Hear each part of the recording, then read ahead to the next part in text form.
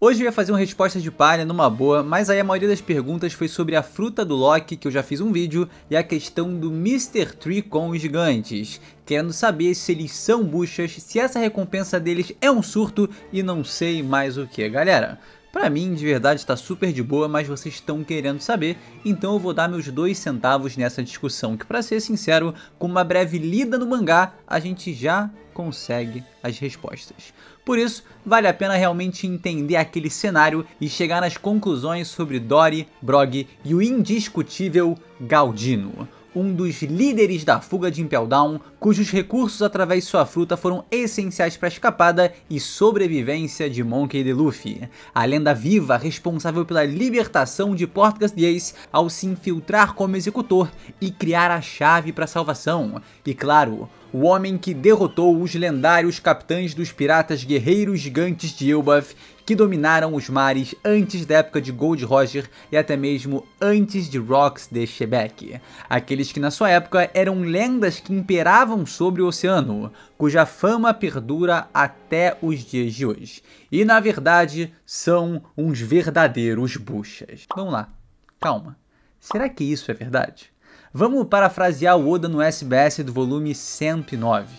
Isso é uma questão de compreensão de texto. Por isso, o melhor material que a gente vai ter para tirar essas conclusões são as páginas do próprio mangá. Vamos retornar a Little Garden e entender todo esse cenário. Porque assim, eu particularmente acho um meme maravilhoso, cara, é muito divertido. Vocês já me viram aqui diversas vezes falando, o que aconteceu em Little Garden fica em Little Garden. Mas uma coisa é uma coisa, outra coisa é outra coisa. A brincadeira é divertida, mas quando a gente fala sobre fatos, a gente não pode dar espaço para falácias. Teve ajuste no poder, as recompensas dos gigantes são justificadas, Mr. Tree é um monstro sagrado, Eiichiro Oda inconsistências e incoerências, os gigantes Dory e Brog são fracassados. Eu acho que acima de tudo, há quadros que respondem muito bem todas essas questões, e todos eles vêm no pré-combate entre Galdino e os gigantes. No fim, a arma mais forte de qualquer criminoso é o seu cérebro. O interessante é que essa é literalmente a introdução do Mr. Tree na obra, já indicando que sua maior força é a tática. Logo na sequência temos a seguinte passagem que grita a verdadeira expressão dos gigantes. Existia um bando de piratas gigantes que devastaram os mares, queimaram cidades e aterrorizaram o mundo. Eles eram chamados de bando de guerreiros piratas gigantes e seus líderes cruéis eram 2 monstros lendários, Dory, o demônio azul, e Brog, o demônio vermelho. Todo mundo sabe, ou pelo menos deveria saber, que as recompensas de One Piece não são critério definitivo de força de um personagem. Se fosse assim, o Luffy nunca teria derrotado um inimigo com uma recompensa superior à dele. O valor de um cartaz se dá pelo nível de periculosidade de um criminoso, e isso, claro, também somado à sua fama. A reputação do Dory e do Brog era de 2 monstros lendários e cruéis, conhecidos como demônios que devastaram os mares, queimaram cidades e aterrorizaram o mundo. Você percebe que o retorno de lendas desse calibre, que construíram esse tipo de fama há mais de 100 anos, é muito assustador aos olhos de um indivíduo comum no universo de One Piece, e que isso traz uma percepção muito grande de perigo para o cidadão médio. Essa informação vai ser mais importante à frente.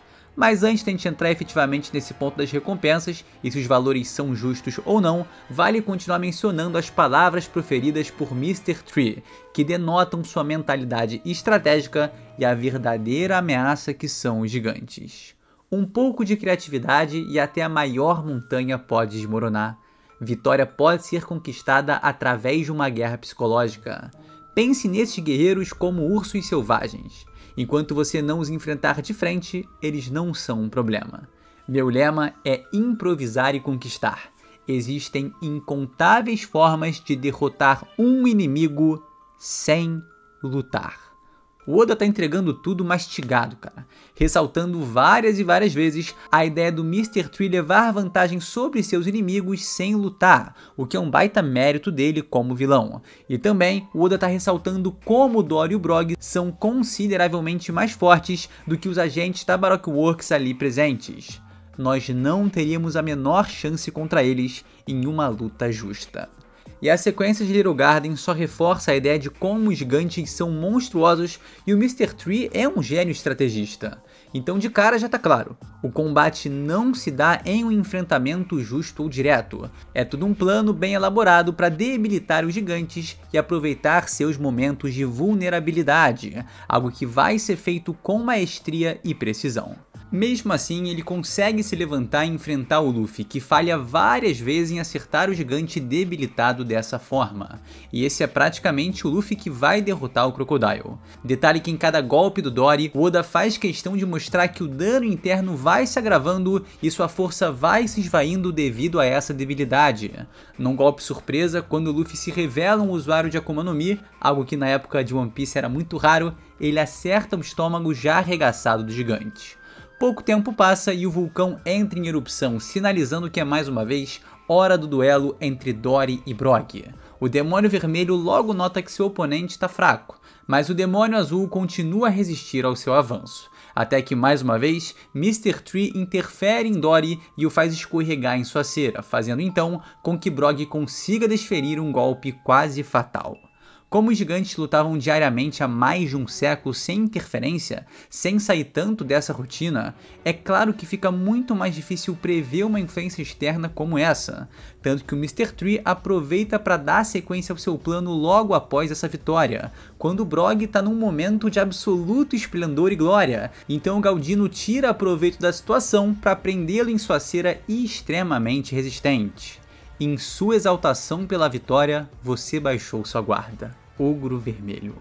O poder de sua cera é tão grande que ele menciona ser mais duro do que aço, mas a real é que é mais do que isso. O Zoro naquela época não consegue cortar com sua espada, a cera pode resistir ao ácido estomacal dos Banana One e até mesmo no futuro a gente vai saber que ela consegue resistir à fruta do veneno de Magellan, que cara, é extremamente apelativa. Então a cera do Mr. Tree é de uma densidade insana. É tão dura, mas tão dura que o Luffy só vai conseguir quebrar ela com a própria cera enrijecida. É tipo o Seiya lutando contra o Shiryu e fazendo ele destruir o supostamente indestrutível escudo de dragão, que depois quebra várias vezes, com o próprio punho de dragão. E mesmo assim, todo preso, quase imóvel, o demônio vermelho começa a se soltar de sua prisão de cera. O Mr. Tree fica espantado mesmo com todo o seu planejamento, mas o Mr. Five começa a judiar do gigante explodindo sua cara, debilitando ainda mais.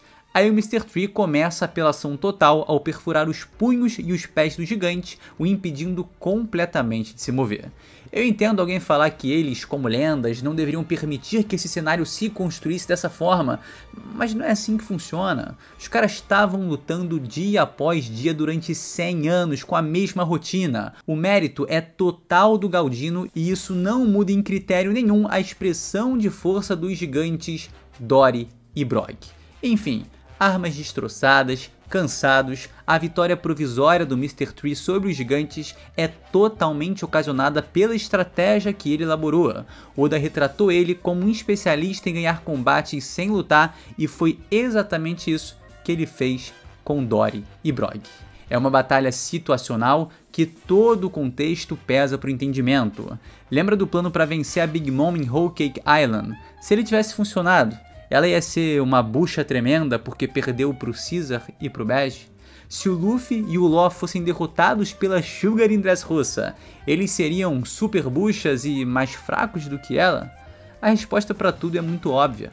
A honra e a força dos gigantes de Elbaf não é manchada por esse episódio se a gente tiver a compreensão do que o Oda tá passando pra gente. O cenário, o contexto, a situação, tudo continua a ressaltar os gigantes como grandes lendas que no final ainda vão demonstrar uma habilidade monstruosa sem precedentes para permitir que os Mugiwaras sigam sua aventura.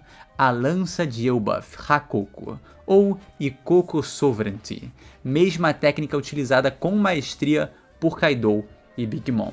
Dory e Brock não tiveram em nenhum momento a chance de mostrar sua força verdadeira devido à armadilha feita pelo Mr. Tree. A gente só vai ver eles em ação de fato em uma ocasião, batalhando contra os 5 Gorosei em Egghead, pouco tempo depois de destruir completamente o Victoria Punk de Eustace Captain Kid.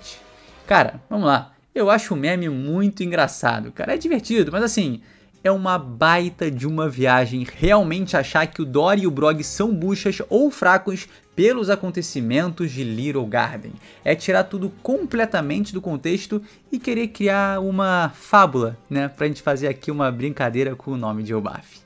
Um detalhe interessante é que naquela época, né, como o Mr. Five aparece falando, as recompensas eram mais utilizadas como um parâmetro de força do que hoje em dia. E Dory e Brog são apresentados com 100 milhões de berries. É o Oda realmente querendo destacar eles dos demais, né? São as maiores recompensas até aquele momento. O Crocodile, o principal vilão da mesma saga, tem uma recompensa congelada inferior de 80 milhões de berries, numa época em que ele era a única figura equivalente, por assim dizer, ao Mihawk, pelo menos em questão de categoria, sendo um Chichibukai. É para os gigantes serem considerados um perigo maior que um Crocodile da vida. Mais uma vez, vamos lá, para todo mundo entender. Valor no cartaz não é critério para o nível de força do personagem, mas certamente é um parâmetro que pode ajudar na compreensão, na percepção. Um cara com 100 milhões de berries pode ganhar de um cara de 1 bilhão na porrada, mas se o Oda apresenta pra gente os dois separados, sem feitos, sem contexto, sem nada, é claro que a gente vai enxergar a maior chance de vitória no homem de 1 bilhão, mas só por ser o único critério isolado que a gente tem para medir alguma coisa. E os gigantes, assim, gente, eles nem se apresentaram tanto quanto o Crocodile se apresentou a ponto de a gente conseguir fazer um julgamento decente sobre a força deles. Eles já começaram sendo explodidos internamente, pegos em armadilha e tudo mais. Não deu pra ver como os caras realmente lutam. Mas assim, a Big Mom estava investigando gigantificação com o Caesar Clown. A mesma disse que se tivesse se unido a Elbaf, né, casando a Lola com o Loki, ela seria a rainha dos piratas. E pelo menos há 100 anos atrás, né, o Dory e o Brog eram os nomes mais poderosos dessa nação conhecida por ser a mais poderosa do mundo. Eu acho que está bem claro que eles são figuras extremamente fortes dentro desse universo. Agora, é claro que ao longo de One Piece, o Oda vai fazendo algumas manutenções dentro da obra, algumas correções e ajustes que fazem a história andar. Ele tem um controle impressionante sobre esse mundo e a jornada do Luffy, mas é claro que uma vez ou outra rola uma mudança para fazer mais sentido com a progressão da narrativa. Na época de Little Garden, o Oda realmente acreditava que One Piece fosse acabar em 5 anos. Ele era um novato na revista que tinha recém completado 2 anos de serialização. Um moleque de 24 anos. Os valores inflacionaram de uma maneira que ele não pensava, o poder dos personagens também cresceu muito além, então para que fazer uma análise anacrônica como se a gente tivesse que fingir que não é um humano que está escrevendo essa obra? Como se essa história tivesse nascido pronta, sem nenhuma possibilidade de mudança ao longo do percurso? Essa escala crescente em One Piece é um planejamento que o Oda não tinha. A história cresceu mais do que ele imaginava. É literalmente o primeiro mangá serializado dele. Como ele ia ter noção de quanto tempo ia durar, do quanto iria se estender, do quão gigantesco ia se tornar, do quanto ela iria crescer? A incoerência com algo que ele colocou há 20 anos no passado é literalmente a coerência para o universo que a obra se tornou. Ele só adaptou a força e os números para representar o que ele sempre esperou. Enfim, o Galdino é um personagem que está sempre na sombra dos outros, mas certamente é um gênio estrategista que merece notabilidade e possui feitos cruciais em arcos muito importantes.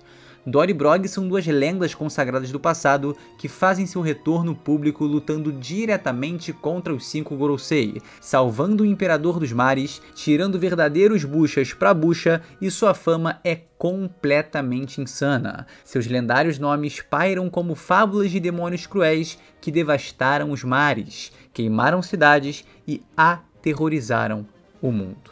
Agora, esses mitos, essas lendas se tornam realidade. 1,8 bilhão de berries é um valor que parece apropriado para nos dar a percepção de força que Oda quer que a gente tenha. Mais importante que isso, para nos dar a real leitura de como o governo mundial enxerga esses monstros a nível de periculosidade. É uma reputação insana e eles estão de volta. Eu acho que, no fim das contas, o Crocodile sempre vai ser um exemplo perfeito para a gente levar em consideração quando a gente faz essa análise de força em One Piece nos primórdios da obra e a mudança que rola. O Luffy venceu dele em Alabasta sem nenhuma marcha, sem haki. Mas quando o personagem retorna em Marineford, depois de passar todo esse intervalo desde Alabasta até a guerra, preso, sofrendo de inanição e no vazio absoluto do nível 6 de Impel Down, o maluco chega, meu irmão, bufadaço ao extremo, caindo na porrada com uma insanidade de maluco forte pra caramba, demonstrando uma força que ele nunca teve. E após a dissolução do Shichibukai, toma 1.965 milhões de berries. Tudo inflacionou e é isso, né? E eu te convido a fazer um pensamento aqui comigo. Depois de entender esse cenário em que a mudança é necessária, sabendo que sim, né, ao longo do tempo Oda teve que fazer alguns ajustes em questão de força, valores e até sistema de poder, você realmente acha que os capitães da tripulação pirata que dominou os mares no passado, cuja fama se propaga por todo o mundo, ditos como os guerreiros mais fortes do país, pelo menos há 100 anos atrás, com o exército mais poderoso do mundo, não merecem uma recompensa de 1,8 bilhão? Mesmo depois de claramente se aliar um Yonkou para combater as 5 figuras mais sagradas e poderosas do governo mundial, contribuindo fortemente para a revelação de segredos que o mundo nunca deveria saber, causando um verdadeiro caos a nível mundial? Eiichiro Oda no SBS do volume 109.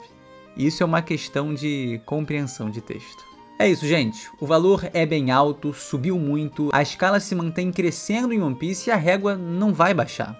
Eu acho que essas adaptações acontecem, acho que o Dory e Brogy são realmente poderosos e ocorrem sim correções ao longo de One Piece no que diz respeito à força de alguns personagens, mas tá tudo bem, né? É como eu disse no início do vídeo, cara, pra mim, tá super de boa. Esse é um assunto que eu sinto que rende muito porque, cara, por algum motivo todo mundo é viciado em recompensa.